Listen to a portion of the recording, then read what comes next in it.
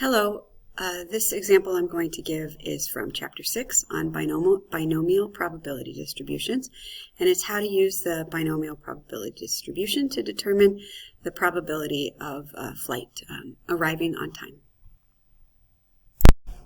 Okay, so this question says, according to an airline, flights on a certain route are on time 80% of the time, and we have 24 flights that are randomly selected, and the number of on-time flights is recorded. So we know this is a binomial because there's only two outcomes, a success or a failure.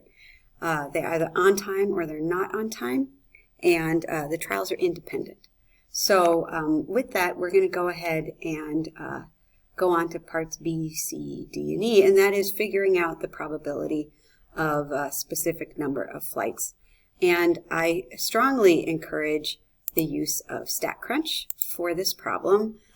Doing these calculations by hand can be really tedious, and you can't 100% do it by hand because you have to do some probability calculations, so you might as well use technology all the way.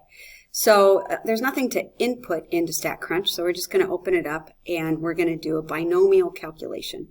So we want exactly 16 flights, fewer than 16 flights, so let's start with that. So we're going to do stat calculators binomial.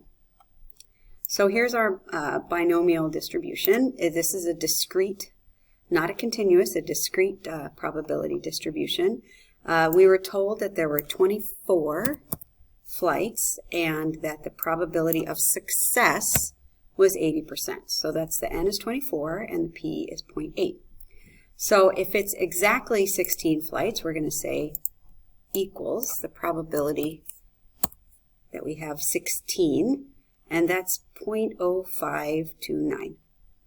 So that would be the answer to that question. If it's, the next one was fewer than 16 flights. So it's really important that you pay attention to the words here, because with a binomial distribution, because it's discrete, fewer than and at least are really different. So fewer is going to just be a straight less than. So less than 16 flights.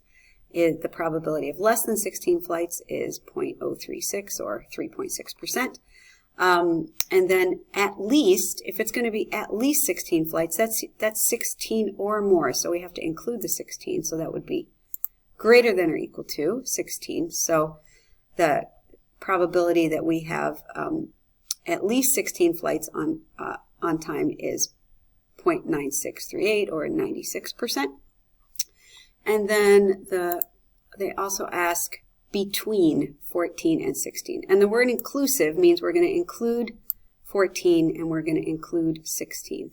So for that, instead of doing a standard calculation, we do between, and see how it says less than or equal to? That means we're indeed including them. So we go from 14 to 16 and we hit compute. And you can see the red on here on StatCrunch shows you that we're including 14, 15, and 16, and the probability that just between 14 and 16 flights inclusive is on time is 0.085 or 8.5%.